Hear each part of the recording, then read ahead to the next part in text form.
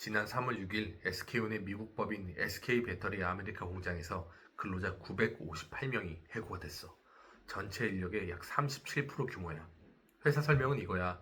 최근 전기차 수요 감소와 생산 조정 때문에 시장 상황에 맞게 인력을 줄였다는 거지. 그런데 이상하지 않아? 왜 미국은 이렇게 해고가 자유로운지 말이야. 물론 한국에서도 경영상 필요가 있는 경우 엄격한 요건 하에서 정리 해고는 가능해. 하지만 미국은 우리나라보다 해고가 훨씬 자유로운 구조를 가지고 있어. 왜냐하면 미국 노동법의 기본 원칙이 at will employment라는 임의고용 원칙이 있기 때문이야. 이 원칙에 따르면 특별한 계약이 없는 한 회사도 근로자도 언제든 고용 관계를 종료할 수 있어. 그런데 이 원칙도 처음부터 존재했던 건 아니야. 초기에 미국의 노동법은 영국 관습법의 영향을 많이 받았는데 별도의 약정이 없으면 고용을 보통 1년 계약으로 추정하는 원칙이 있었어. 그런데 1877년 미국의 법학자인 호레이스 우드에 의해 기간이 정해지지 않은 고용은 당사자 누구든지 임의로 해고하거나 사직할 수 있다는 임의고용 이론을 정리하게 돼.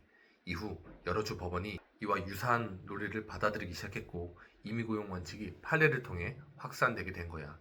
여기서 개인적인 생각 하나를 덧붙이면 이런 계약자의 중심의 고용 구조가 가능했던 배경에는 19세기 미국 산업화와 노동시장 구조도 영향을 줬다고 생각해. 그래서 고용을 평생 관계라기보다 자유로운 계약으로 보는 인식이 강해졌다고 볼 수도 있을 것 같아. 당시 미국은 철도, 광산, 제조업이 빠르게 성장했고 국토가 넓다 보니 사람들이 일자리를 찾아 지역을 이동하는 노동시장이 형성됐을 가능성이 크거든. 반대로 우리나라는 노동법의 출발점이 완전히 달라.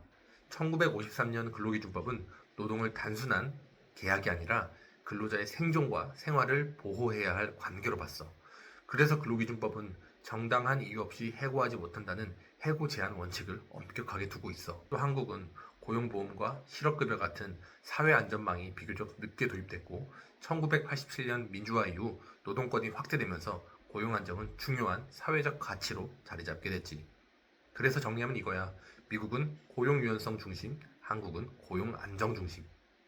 같은 해고지만 법의 출발점이 완전히 다른 거야. 그런데 최근 우리나라에서도 고용 유연화 논쟁이 다시 커지고 있어. 최근 정부는 고용 유연성을 확대하는 대신 고용보험과 실업급여 같은 사회 안전망을 강화하는 막교한 방식 노동개혁을 이야기하고 있고 노동계는 결국 해고를 쉽게 만든 정책이 아니냐며 반발하고 있는 상황이야. 앞으로 고용 유연화에 대한 논쟁이 어떤 방향으로 갈지 같이 지켜보자.